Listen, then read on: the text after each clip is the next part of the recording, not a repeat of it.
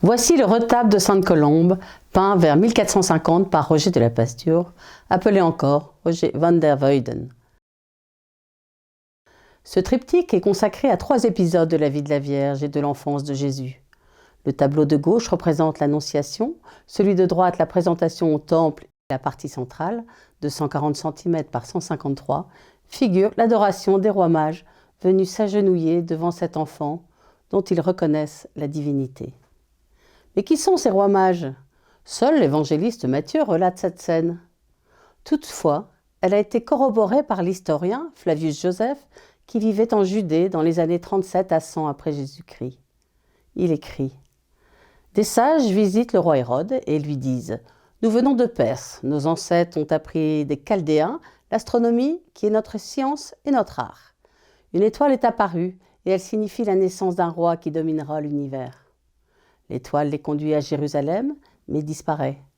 Hérode leur recommande de lui indiquer qui est la personne désignée par l'étoile. Mais les Perses ne reviennent pas et Hérode fait massacrer 63 000 enfants de moins de 3 ans. La première scène connue de l'adoration des mages date du IIIe siècle. Elle a été retrouvée dans les catacombes de Sainte Priscille à Rome. À l'origine, ces mages ne sont pas couronnés. On commencera à parler de rois mages qu'à partir du IVe siècle et surtout du Xe. L'Évangile parle de mages, mais la tradition a fini par les identifier aux souverains dont parlait le prophète Isaïe. Les rois marcheront à la clarté naissante, ils viendront de Saba pour apporter l'or et l'encens. Matthieu ne précise pas le nombre de mages.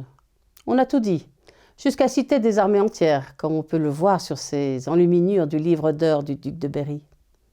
Rapidement, le nombre s'est fixé à 3, chiffre trinitaire, comme les 3 présents offerts. L'encens, pour honorer la nature divine de Jésus, la myrrhe, utilisée pour l'embaumement, pour sa nature humaine, et l'or, pour sa royauté. Initialement, ces mages venaient de Perse, puis ils figurèrent les 3 continents connus. L'Europe représentée par le plus âgé des mages, l'Asie par l'homme mûr et le plus jeune figura l'Afrique. Comme on le voit bien sur ces fresques de Andrea Mantegna, c'est une catéchèse qui montre l'universalité du Christ Sauveur. L'Église est ethniquement diverse, elle rassemble tous les peuples. Roger de la Pasture, ou van der Weyden, appartient au mouvement des primitifs flamands. Il naquit en 1400 à Tournai, où son père, Henri de la Pasture, était coutelier. Il s'installa à Bruxelles, où entre 1435 et 1454, son atelier se développa et acquit une réputation internationale. Roger van der Weyden participe au courant réaliste à la mode au XVe siècle. Il situe ses compositions dans un cadre de nature ou d'architecture brabançonne empruntée à des paysages authentiques. Ainsi, dans l'adoration des mages, on reconnaît la cathédrale de Tournai. Van der Weyden ajoute l'expression des sentiments, cette forme d'humanisation tout à fait neuve qui apparaît dans son œuvre, établit une autre relation entre les personnages représentés. Ils ne sont plus figés dans l'acte liturgique, mais s'animent. Les regards se tournent vers le spectateur comme s'il l'invitait à entrer dans la scène. Les visages reflètent les émotions comme dans sa représentation de la déposition. Il n'hésite pas à montrer les larmes. Les vêtements sont délicatement réalisés avec un beau travail sur les plis et les couleurs sont vives.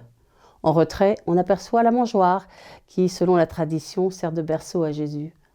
Elle est en forme de tombeau, ce qui nous met en filigrane la mort et la résurrection du Christ. Ainsi, dans cette adoration des rois mages se mêlent réalité historique, tradition et catéchèse. On peut admirer ce triptyque à la Grande Pinacothèque de Munich.